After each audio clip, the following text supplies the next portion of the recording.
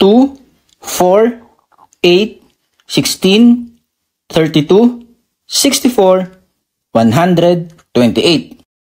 A. 128. B. 256. C. 512. D. 1024. E. 2045.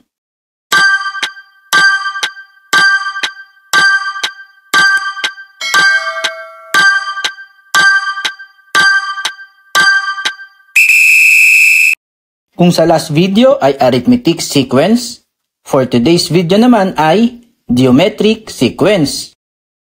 Kung ang arithmetic ay same number added each time, ang geometric naman ay multiplied by same number each time. Kaya, basic na lang din ang sasagutan natin ngayon dito sa Earl's Review Channel.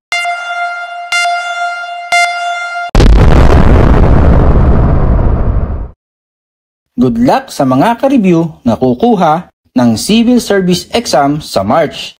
Please, yung mga followers natin sa TikTok, subscribe kayo sa YouTube na Earl's Review Channel. Maraming salamat. Yun na nga mga ka-review, ang number series natin ngayon ay geometric series, which is multiplied by same number each time. Ang number na imumultiply ay 2. Kaya for sure, tama lahat ang mga sagot nyo. 2 times 2, 4. 4 times 2, 8. 8 times 2, 16. 16 times 2, 32.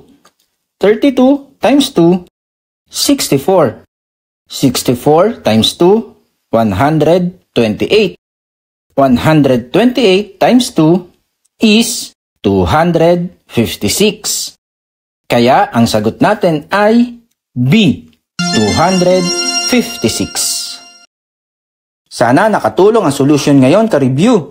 Correct me if I'm wrong. Subscribe for more.